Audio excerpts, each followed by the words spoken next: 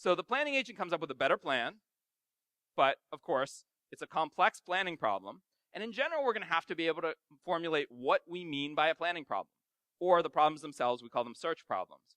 So what is a search problem? Well, a search problem can be for something like, get me to the closest dot, get me to any dot, eat all the dots in as short a time as possible. These are the kinds of problems we want to be able to formulate. So what are they formally? Well, you need a state space. The state space is essentially encodes how the world is at a certain point along the progression of your plan.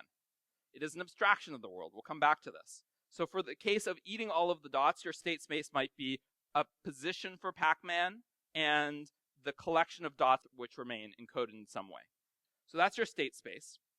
You then need a successor function. The successor function, in some sense, models how you think the world works. It tells you, all right, from this state here, if I go north, I'll end up in a state where the Pac-Man position has moved one north and one of the dots has been eaten. Okay, in particular, that dot has been eaten. If I go east, I'll get some other position. Okay, the successor function takes a state in the state space, and then what it does is it tells you where you can get to immediately, what actions achieve that, and how much they cost in the case you have costs. If you don't have costs, maybe all the costs are one.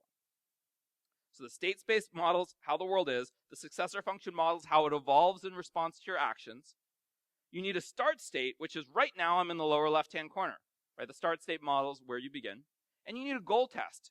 The goal test looks at a state and tells you whether or not you've achieved your goals. So if you're trying to eat all of the dots, the goals might be something like all dots are gone, but maybe you don't actually care where Pac-Man is. Or maybe you're like a type A Pac-Man and you want to eat all the dots and end up in the middle, right? Well, now your goal state has to mention Pac-Man as well.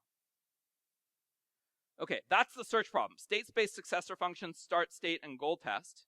What is a solution to such a problem? A solution is a sequence of actions, okay, we can call it a plan, a sequence of actions which transforms the start state into a state that passes the goal test. So it might be, from the start state, your solution is north, north, east, south, south, and so on.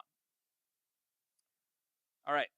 Remember, this is very important. This will come up over and over in this course. Search problems are just models. So you've got the real world. That's complicated. You've got your agent. And your agent has some kind of very rough model of the world that's used for this problem. And always remember that your search is only going to be good and only correct if your model is appropriate for the search problem. You don't want to abstract too much, because if you abstract too much, then you can't actually solve your problem. We'll see examples of that. And if you abstract too little, you end up dealing with all the complexities of the world, and that's bad news. Okay. Search problems are always models. Here's an example. Let's say I'm traveling in Romania, and let's say I'm at the city of Arad, and I'm trying to get to the airport at Bucharest. Okay, and I have in front of me a map. A map is a good example of an abstraction of how the world actually is. The real world has actual roads with actual cars on them. Some of them happen to be closed. There's some speed bumps. There's birds flying overhead, right? Any number of things going on in the real world. In your abstraction, there are simply cities connected by roads with, say, mileages or times connecting them. Okay, so here's a model. If I want to get from Arad to Bucharest, what does my search problem need to include? Well, it probably doesn't need to include the birds overhead. They're probably not relevant. Okay, but what does it need to have? Well, there's a little bit of an art to this. You're going to do a bunch of examples working through on your own how to formulate a search problem, but let's talk through some together. So what do the states need to be? Well, minimally, my state space needs to support a goal test. And in the goal, I'm at Bucharest. So I need to be able to look at my state, figure out whether or not I'm at Bucharest. So kind of minimally, the state space needs to be the set of cities. Okay, we'll see whether that's enough. We need a successor function, which is what are the things I can do? Well, my actions are to take roads. So the successor function has, from any given city, I can go to some adjacent city. And here there's a natural cost function, which is, for example, the distance. Okay, so from Arad, I have three actions. I have the go to Zarind action, the go to Sibiu action, and the go to Timișoara action. Okay, where's my start state? In this case, Arad. What's my goal test? Is the state equal to Bucharest? So in this case, the goal test is really just a goal state. But in many cases, it's a test. So what does the solution look like? Well, it's some sequence of roads. So what goes into a state space? How did I know that it was cities and not pairs of cities and not cities plus birds or whatever? Well, an important distinction that we've been alluding to so far is this notion of world state versus search or model state. So the world state includes every last detail of the environment. In Pac-Man, it's got where you are, where the dots are, where the power pellets are, ghosts, walls, score, whatever you could possibly have in the world, that's the entire world state. In general, you don't want to plan over that because that's a very large set, okay?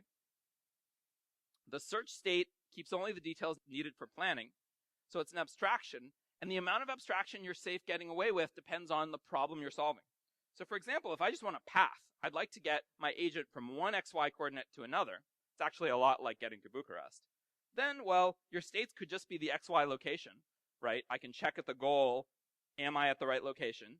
And these states are enough to take my actions north, south, east, and west and evolve the relevant parts of the world. So for example, if I go east, for this problem, it doesn't matter whether I hit a dot, and so I can just change my XY coordinate. So in this case, the successor function updates your location only, and so again, we can see that the state just being an XY pair is good enough. Okay, the goal test is, are we at the goal position? So that's pathing. We'll actually talk more about pathing later. It's a very common search problem that you'll see a lot. Let's say, however, my problem is the much more difficult problem that Mastermind Pac-Man might solve, and that is this problem of eat all the dots, okay? Well, now your states can't just be an XY coordinate, because, for example, you can't run your goal test. If I tell you, hey, I figured out a plan to get to 4,7, did I eat all the dots? You'll say, I don't know. Tell me about the dots, right? So if you're going to eat all the dots, probably the dots need to make it into the formulation. So in particular, one thing that will work for this problem is if your states in the state space are a pair, where on one hand you've got your position, the XY coordinates, and on the other pair you've got some encoding of what dots are left, like say a Boolean for each dot, whether or not it's been eaten yet. Okay, your actions are the same, but now the successor function updates your location and also the set of dots. What's your goal test now? Your goal test is going to be something like, are all the dots false? What about my position? It's not relevant to the goal. Well, why do I even have it? Well, you can't actually use your successor function properly and figure out whether you've just eaten a dot unless you know where you are. So the requirements on the state space partly come from the ability to run the goal test. They partly come from the ability to define the correct successor function, and you'll have a lot of practice formulating these kinds of problems. Let's talk quickly about state space sizes. Why don't I just search over the world state? Well, here it is. So here's a grid. It's kind of a weird grid. There aren't dots on every position. But on this grid, there are 120 agent positions, okay, places where we could stick the Pac-Man. There are 30 food dots. There are 12 positions the ghost could be in. And the agent could be facing north, south, east, or west. That matters for, say, the graphics, okay? So that's the full world state. Let's think about how many of various things there are. Well, how many world states are there? Well, let's think. The world state has to encode the agent position, so that's 120. And then it has to encode which direction the agent's facing, so that's 4. That's not super interesting.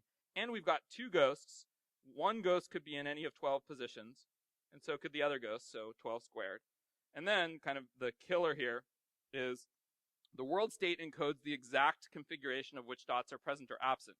So what's that? That is 2 to the 30th. Okay, that's bad. So this is a lot of world states. We would rather not have any procedure which enumerates these or even threatens that it might enumerate them. Okay, so lots of world states. That's why we don't plan over world states. However, how many states are there required for pathing? Well, it's just the Pac-Man position. So how many? Just the 120. Much, much better. That's why we abstract. How about the states for eat all the dots? It had a position 120. Doesn't care about the ghost, doesn't care about the facing, but it does care about the dot configuration, so it's actually pretty big. Turns out almost any search problem you could possibly care about in the real world has some huge exponential search space.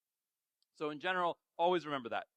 The search space is so large that you will never be able to enumerate it. And all we're going to be talking about is algorithms that hopefully find you a solution while avoiding enumerating the entire search space. And in general, we'd like to enumerate as little of it as possible.